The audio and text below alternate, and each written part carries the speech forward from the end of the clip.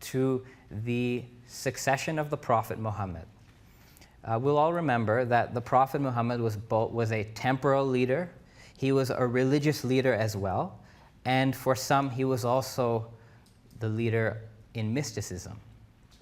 So in Shia Islam, as some of us may remember, all of the Prophet's authority continues in an institution known as the imamate. And according to Shia Islam, the Prophet's cousin and son-in-law, Ali ibn Abi Talib, is the first imam in this institution of imamate, inheriting all of the authority of the Prophet, religious, temporal, spiritual. In Sunni Islam, as we know, the notion of authority goes to different parties. So you have the notion of the caliphate, which inherits sort of the political authority. Then you have the ulama, who end up holding religious authority. And for those who are Sufis, the Sufi sheikhs end up with spiritual authority. Now, of course, none of this happened overnight. This has been subject to development, but it's something we have to keep in mind, especially to understand Shia Islam. So in Shia Islam, then, the imamate is transmitted amongst the lineal descendants of Ali ibn Abi Talib. It goes through his son Hussein. And when the imamate reaches the sixth imam, Ja'far al-Sadiq, this becomes a critical point.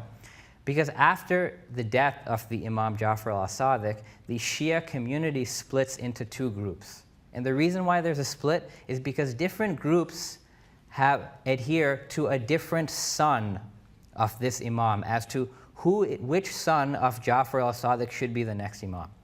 So, the group known as the Ismailis, not surprisingly, holds as imam Ismail, who was one of the elder sons of Ja'far al-Sadiq. And another group, which eventually became known as the Twelvers or the Ithna Asharis, adheres to a younger son by the name of Musa al-Kazim. And the reason why this group is called the Twelvers is because they trace several imams after Musa al-Kazim until the 12th imam of that line disappeared. And it is the belief of the Twelver Shia that this imam continues to exist today and that he will reappear near the Day of Judgment. So the Twelver Shia recognize 12 imams, that's why they're called the Twelver Shia. The Ismaili Shia, on the other hand, continue to trace the imamah through the line, the descendants of Ismail. And during this time, for about 150 years, the Ismaili imams were operating in secret. They had to live secretly. The reason why is because the Abbasid Caliphate was heavily persecuting all the Shia imams, Ismaili and Twelver. So the Ismaili imams went into concealment for about 150 years.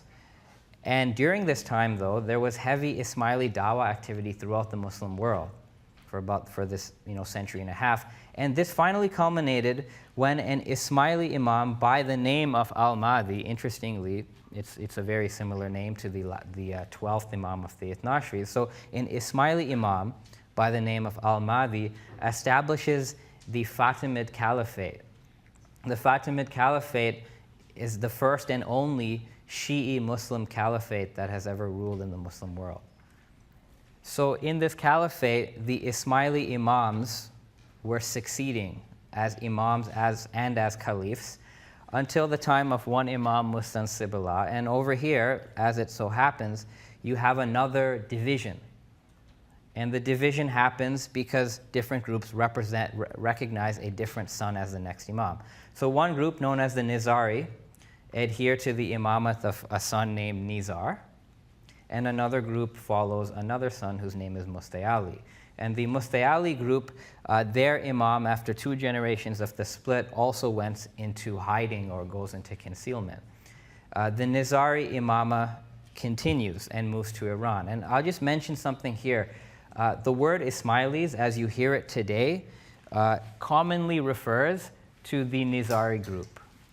This group is known as the Boras. So if you meet someone who says, I'm an Ismaili Muslim, chances are he is a Nizari Ismaili Muslim.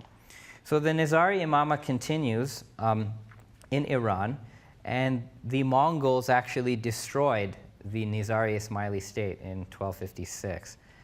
due to which for the next 700 years or so, the Nizari Ismaili Imams and the entire Ismaili communities in those areas, it has to live in secret.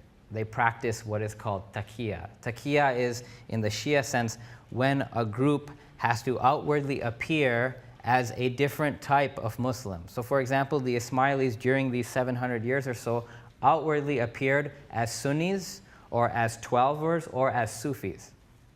Why? Because if you revealed that you're an Ismaili Muslim, you'd probably be executed.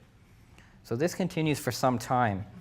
And in the 19th century, the 46th Imam of the Nizari Ismaili line was given the title of Aga Khan by the Shah of Persia. So today, of course, you'll note that the Imam of the Ismailis is called the Aga Khan. Aga Khan, however, is a secular title. It's not a religious title. This title, however, became hereditary. So the 47th Imam is known as Aga Khan II. Then the 48th Imam is known as Aga Khan III, and it's with him that this Ismaili community sort of came into publicity during the 20th century. And finally then, the 49th Imam, who's known as Aga Khan IV, this is the present living Imam of the Ismailis. Right? And we'll talk about the details of him later. But the key point here is that, so today the Ismaili Imam is known as the Aga Khan.